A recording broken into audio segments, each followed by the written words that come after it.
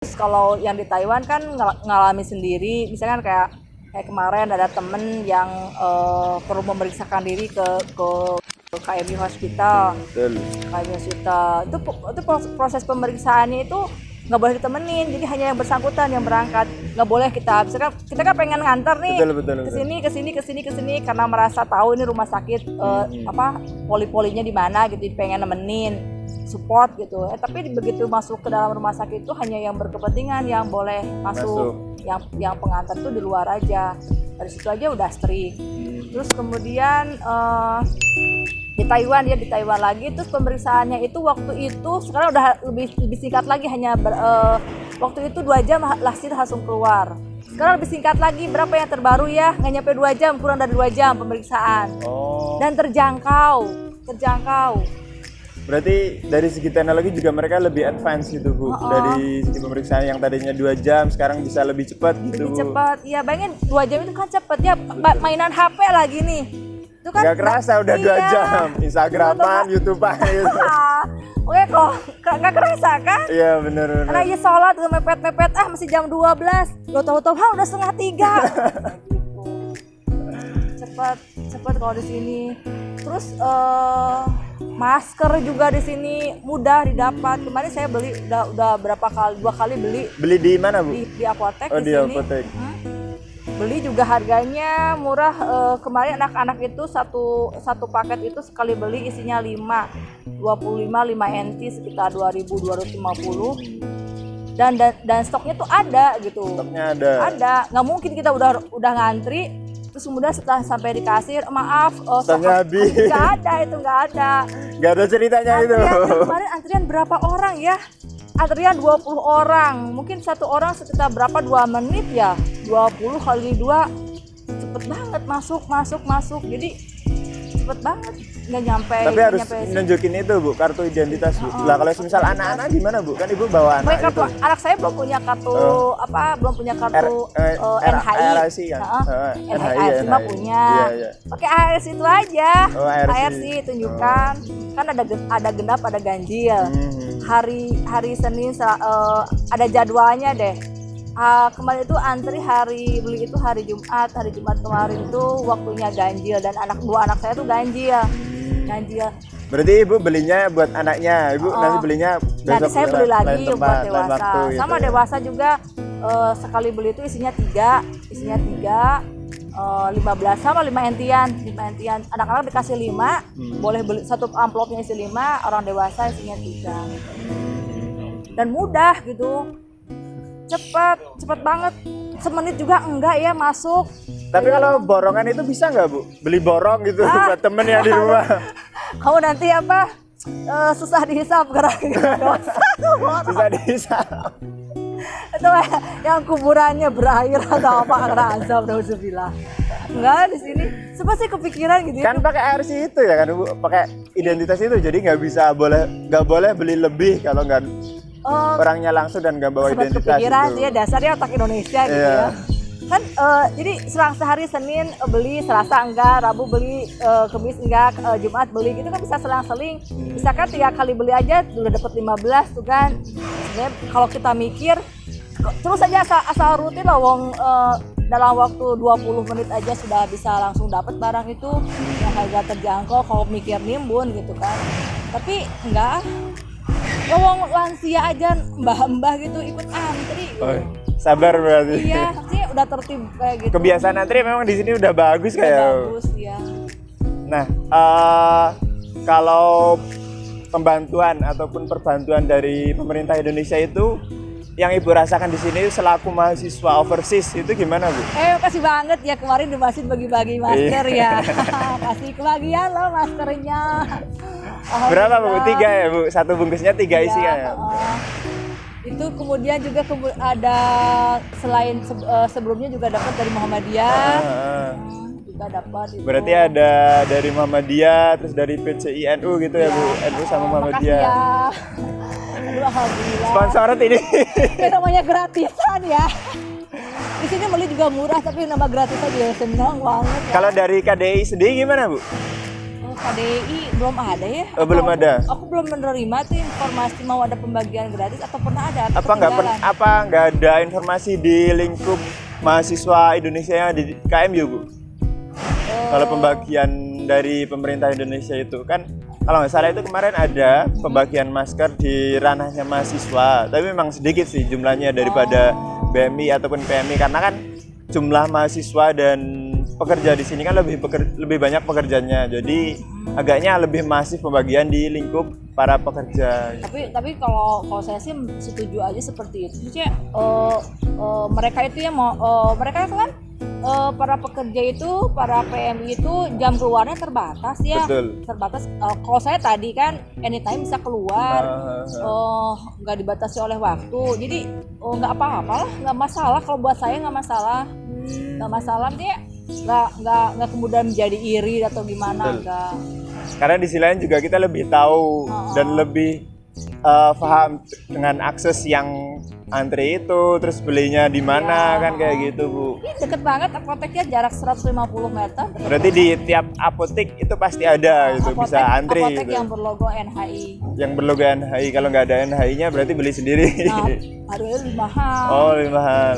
Terus kemudian kan ada itu apps buat ngecek ketersediaan. Oh, ada apps-nya, Bu. Ada. Sampai ada apps-nya. Bahasa Inggris. Oh, bahasa Inggris. Alhamdulillah. Saya mendauruk, pinter-pinter congwen. Jadi kalaupun ini Google Translate. Google Translate. Jadi misalkan di apotek terdekat biasa saya beli itu, misalkan masker dewasa kemarin itu sekitar 590 stoknya. Masker anak-anak tuh lebih banyak lagi stoknya, karena di sini kan lansia lebih banyak ya daripada anak-anak. Lansia lebih banyak. Lansia orang dewasa di Taiwan lebih banyak populasinya daripada anak-anak.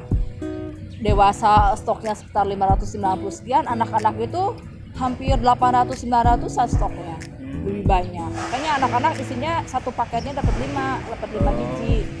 Dewasa dapat 3. Berarti lebih banyak habis yang orang tuanya gitu, Bu. Iya, Ya karena berdampak juga dari pertumbuhan penduduk di Taiwan sendiri itu sangat minim sekali iya, gitu. betul, hampir zero. Hampir zero. Reproduction.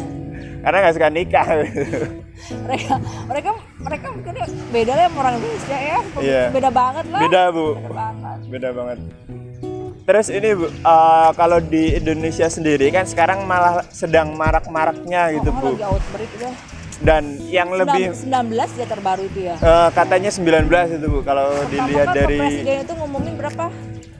3 berapa? 3 kalau nggak salah 3. Yang awalnya itu kan kedatangan orang dari luar negeri itu, terus yang berinteraksi secara langsung itu kan kena juga. Nah, terus sekarang itu kan kata Ibu sampai 19. Wah, berarti kan sedang marak-maraknya itu. Nah, menurut Ibu gimana, Bu? Apalagi dengan banyaknya orang Indonesia yang sering dan mudah termakan hoax gitu. Gimana, Bu, pendapat Ibu, Bu? Nah itu ya yang sangat disayangkan, karena mereka mungkin karena tidak tahu bahwa sebenarnya tidak perlulah kita sampai maaf pemberitaannya itu di polis lain kan rumahnya yang terinfeksi. Kayak ada kematian, ada pembunuhan itu. Bener kayak pembunuhan gitu ya, langsung seperti stigmatisasi kayak seperti itu kan tidak perlu.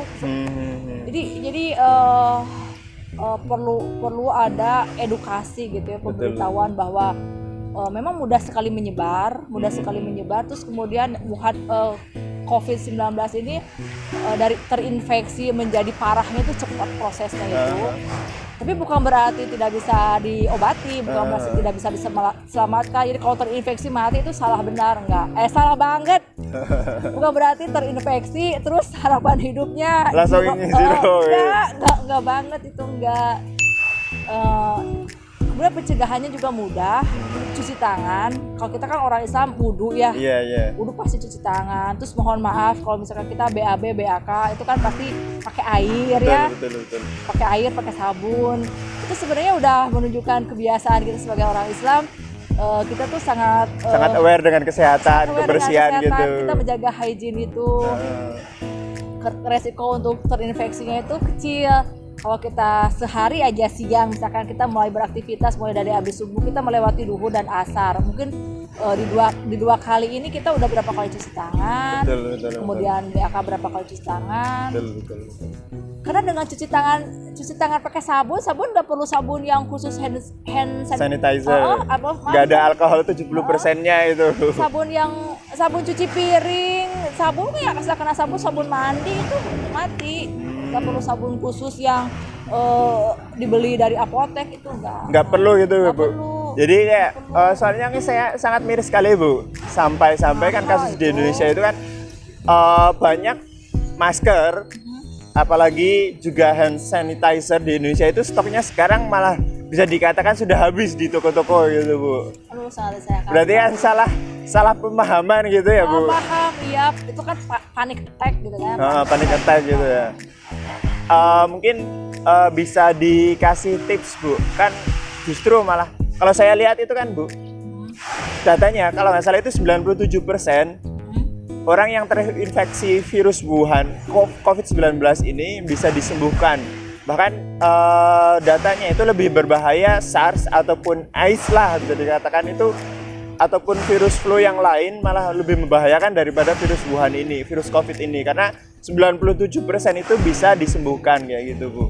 Nah, menurut Ibu atas berita hoax yang tersebar itu gimana Bu? Biar hoax itu nggak banyak tersebar di mana-mana itu, sangat disayangkan sekali itu Bu. Sangat disayangkan. Yang paling bahaya kan malah justru hoaxnya itu. Hoaxnya itu.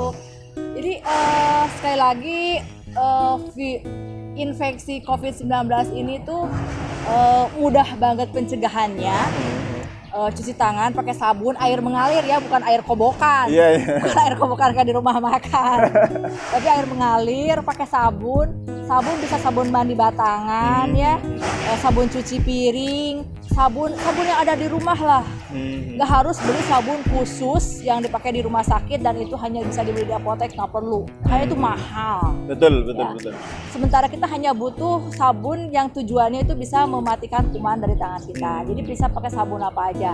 Sabun mandi batangan yang murmer itu juga bisa mematikan kuman. Iya. Yang wangi-wangian itu juga bisa. Sabun cuci ketika kita kalau nyucinya pakai tangan itu otomatis itu juga membunuh kuman itu. Terus kemudian pakai hand sanitizer itu. Nah kalau di sini di kampus saya ini hand sanitizer kan banyak botol-botol yang isi 1 liter itu. Saya dari rumah bawa 3 botol kecil-kecil itu diisi ulang. Iya. Diisi bawa pulang ke rumah, botolnya kosong isi lagi. Kalau di Taiwan seperti itu. Terus kemudian lagi kalau misalkan tadi ya pernah merasa atau ketakutan ini saya batuk pilek kira-kira terinfeksi atau tidak, memeriksakan diri. Kalau di Taiwan itu tadinya yang terlama ini informasinya sekarang masih yang saya tahu 2 jam pemeriksaan sudah jadi hasilnya. Sudah jadi terinfeksi apa bukan? Ya, diambil riaknya, ludahnya, di swab tenggorokannya gitu diperiksakan. Terus kalau misalkan sudah ketahuan ada tanda-tanda, cepat diobatin. Cepat misalkan harus masuk rumah sakit, harus MRS, udah ikuti aja. Nah, terus kalau misal atas kasus yang di Indonesia sampai masker itu habis stoknya Bu. Aduh, gila. Itu gimana Bu? Maksud daripada tujuan pemakaian masker itu aslinya seperti apa Bu? Kan pakai masker itu kan misalkan kalau saya sekarang merasa aman, tenang, ngobrol karena kita sama-sama udah melewati udah dapet cap gitu.